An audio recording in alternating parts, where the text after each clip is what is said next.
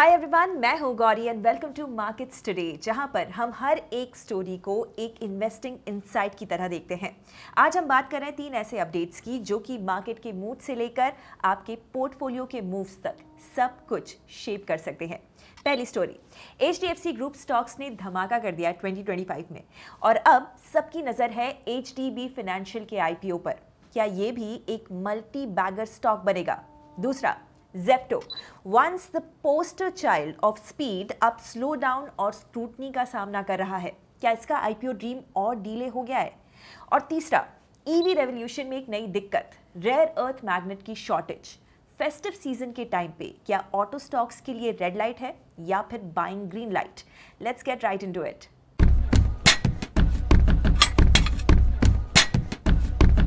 Twenty 2025 में यानी कि इस साल HDFC के 3 बड़े stars HDFC bank, HDFC life और HDFC AMC ने इन्वेस्टर्स को कमाल के रिटर्न्स दिए हैं। HDFC बैंक का स्टॉक इस साल 13.6% का रिटर्न दे चुका है। पिछले कुछ साल बैंक के लिए थोड़े से चैलेंजिंग थे, स्पेशली HDFC लिमिटेड के मर्जर के बाद, लेकिन अब बैंक ने स्ट्रॉन्ग कमबैक किया है and investor confidence is clearly back. FY25 के नंबर्स भी सॉलिड रहे। Profit after tax 67,347 crore rupees, interest income 3 lakh crore rupees से ज्यादा।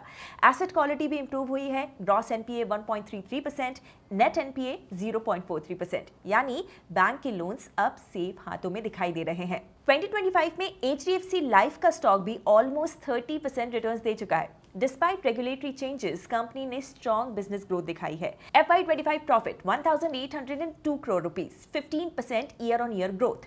प्राइवेट लाइफ इंश्योरेंस सेगमेंट में 15.7% मार्केट शेयर। कंपनी का फोकस टियर 2 और 3 सिटीज पर भी है, जहां से 65% का बिजनेस आ रहा है। यस, मार्जिन्स थोड़े से डिप हुए हैं due to some regulations, but overall the execution has been solid. HDFC AMC भी रेस में पीछे नहीं है। HDFC एसेट मैनेजमेंट कंपनी ने भी YTD अप्रॉक्स 25% का रिटर्न दिया है। मार्च क्वार्टर में नेट प्रॉफिट 638 करोड़ रुपीस रहा, 18% jump year on year. Revenue 901 crore rupees, that is 30% year on year growth. ये क्लियरली दिखाता है कि पूरा HDFC group aligned growth trajectory पर है across banking, insurance and investments. अब बात करते हैं इस शो के latest hero HDB financial services की। HDB फाइनेंशियल HDFC बैंक का NBFC आर्म है। फाइनली IPO के थ्रू वो मार्केट में डेब्यू कर रहा है। IPO का साइज 12,500 करोड़ रुपए का था और ये ओवरऑल 16.7 टाइम्स ओवर सब्सक्राइब हुआ। रिटेल इन्वेस्टर्स भी इसमें काफी इंटरेस्टेड थे। उनका कोटा 1.41x फिल हुआ। NII ने 10x और QIB ने तो 55x टाइम्स ओवर सब्सक्राइब किया। ग्रे मार्केट प्रीमियम भी 52 से 57 रुपीस के रेंज में ट्रेड कर रहा है, यानी कि अगर मार्केट का मूड ठीक रहता है तो 7 to 8% लिस्टिंग गेन आराम से मिल सकता है। बट याद रहे, GMP सिर्फ एक सेंटिमेंट इंडिकेटर होता है। लिस्टिंग डे पे मार्केट वॉलेटिलिटी या मैक्रो न्यूज सब कुछ पलट सकती है।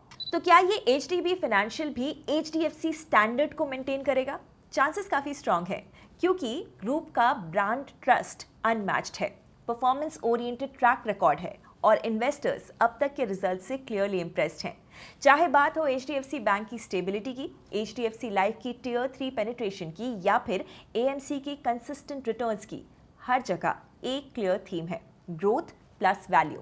होप HDB फाइनेंशियल भी इसी पाथ पर चले।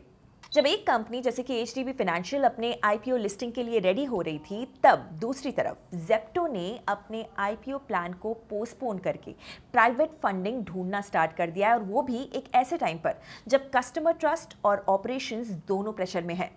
ये सब कुछ तब शुरू हुआ जब एक वायरल वीडियो ने धारावी के Zepto डार्क स्टोर की हाइजीन कंडीशंस पे सवाल उठा दिए। फिर क्या था, रेडिट थ्रेड्स हो, एक्स पोस्ट्स हो या फिर डिलीवरी बिल के स्क्रीनशॉट्स हो, पूरा का पूरा इंटरनेट हिल गया।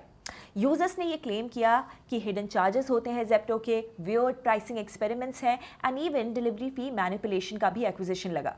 कंपनी का क्लैरिफिकेशन आया, धारावी वाला स्टोर टेम्पररी सस्पेंड किया गया था, अब वापस ऑपरेशनल है। CEO आदित्य पलीचा ने एडमिट किया कि कुछ फीडबैक वैलिड थी और नेक्स्ट 2 से 3 महीने में वो प्राइसिंग और एक्सपीरियंस दोनों को फिक्स करेंगे। लेकिन अंडर द हुड पिक्चर और भी डिफरेंट है। इस कंट्रोवर्सी के पहले भी इंटरनल रीसेट चल रहा था। डिलीवरी पार्टनर्स के कॉन्ट्रैक्ट्स रीनेगोशिएट हुए, ऑन रोल एम्प्लॉइज को ऑफ रोल शिफ्ट किया गया, पे कट्स भी इंप्लीमेंट किए गए और एक्सपेंशन का जो एक्सेलरेटर था वो ब्रेक में बदल गया। जहां पहले जेप्टो हर quarter approx 15 crore rupees burn करता था फॉर ग्रोथ, अप्रैल 2025 के बाद से वो कैश बर्न कंट्रोल मोड में आ चुके हैं, all to look IPO ready. वो आईपीओ प्लान जो कि अब इस साल से अगले साल डीले हो चुका है। आदित्य पलीचा का कहना है कि हम एक मेजर प्राइवेट फंडिंग राउंड को क्लोज कर रहे हैं जिसमें बेटर वैल्यूएशन और high quality investors on board होंगे, कोट अनकोट। लेकिन डेटा कुछ और कह रहा है। डेली एक्टिव यूजर्स यानी कि DAUs डाउन है, डार्क स्टोर एडिशंस भी स्लो हो गए हैं।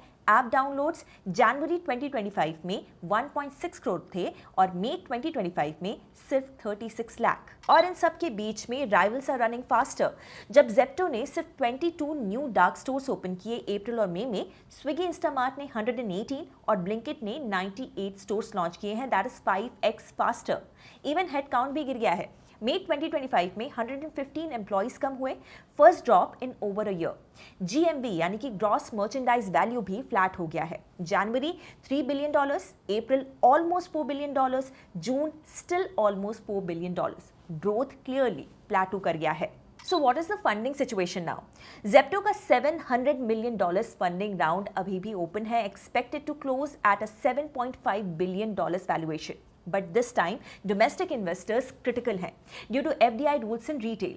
इसी वजह से मोतीलाल ओसवाल कैपिटल और रामदेव अग्रवाल जैसे इंडियन प्लेयर्स को ऑन बोर्ड किया गया है। Meanwhile Blinkit already majority Indian own बन चुका है, स्विगी भी उसी रास्ते पर है। तो अब नेक्स्ट क्वार्टर प्लान्स क्या है? जेप्टो का टारगेट है 150 नए डार्क स्टोर्स को ओपन करना, लेकिन कैच ये है कि फंड्स मिले तब ना।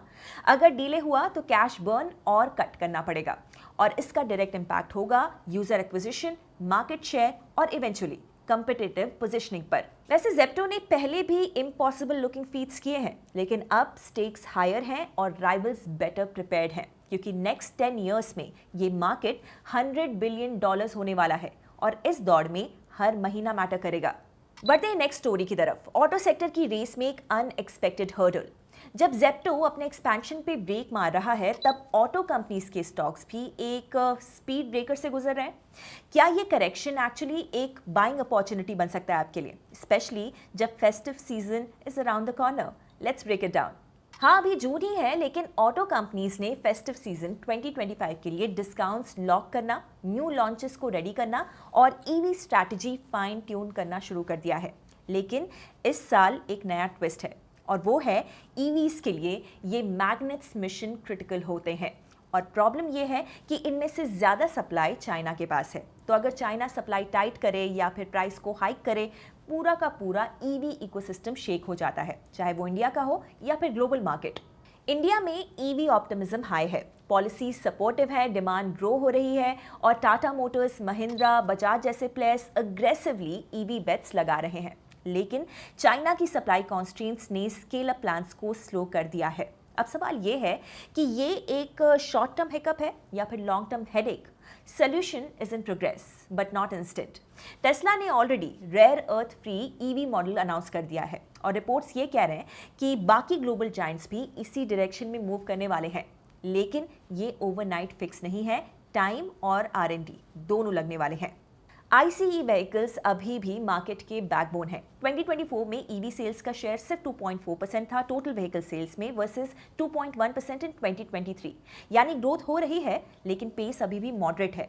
तो ईवीज पे थोड़ा प्रेशर हो सकता है, लेकिन ओवरऑल ऑटो इंडस्ट्री पर मेजर इंपैक्ट अनलाइकली है। तो क्या स्टॉक्स में करेक्शन मतलब opportunity? Tata Motors, M&M, hero, Eicher, Maruti सब फाइनेंशियली साउंड है। कॉस्ट राइज होगी यस, लेकिन ऑपरेशंस रुकने वाले नहीं हैं। कुछ एनालिस्ट्स और एक्सपर्ट्स का ये भी कहना है कि कंपनीज थोड़ा सा नॉइज क्रिएट कर रही हैं टू ग्रैब पॉलिसी अटेंशन और सप्लाई इंसेंटिव्स, और इन्वेस्टर्स का मूड भी थोड़ा सा कॉशियस दिखाई दे रहा है। ऑटो स्टॉक्स में करेक्शन आया है, लेकिन ये हो सकता है कि लॉन्ग टर्म इन्वेस्टर्स के लिए ये एक सॉलिड एंट्री पॉइंट हो। फेस्टिव सीजन आएगा, ईवी रोड मैप भी आगे बढ़ेगा, थोड़ा डिले हो सकता है, लेकिन डायरेक्शन सेट है। तो आज के एपिसोड में हमने देखा HDFC बैंक और HDFC लाइफ और साथ ही HDFC AMC ने 2025 में सॉलिड रिटर्न्स दिए और अब सबकी नजर है HDB फाइनेंशियल के ऊपर। जेप्टो जो कि फास्ट डिलीवरी का पोस्टर चाइल्ड था, अब फेस कर रहा है ग्रोथ, स्लो डाउन, स्क्रूटनी और फंडिंग प्रेशर। और ऑटो सेक्टर जो फेस्टिव सीजन के लिए रेडी हो चुका है, उसके ईवी एम्बिशंस को रेयर अर्थ मैग्नेट शॉर्टेज ने चैलेंज कर दिया है, लेकिन ये इन्वेस्टर्स के लिए एक अपॉर्चुनिटी भी हो सकता है। इन तीनों स्टोरीज में से आपको सबसे ज्यादा इंपैक्टफुल स्टोरी कौन सी लगी? Let us know in the comments below. और ऐसे ही डेली, शार्प और रिलेटेबल मार्केट अपडेट्स के लिए सब्सक्राइब जरूर कीजिए। मैं हूं गौरी और मिलते हैं नेक्स्ट वीडियो में। Investment in securities market are subject to market risks. Read all the related documents carefully before investing.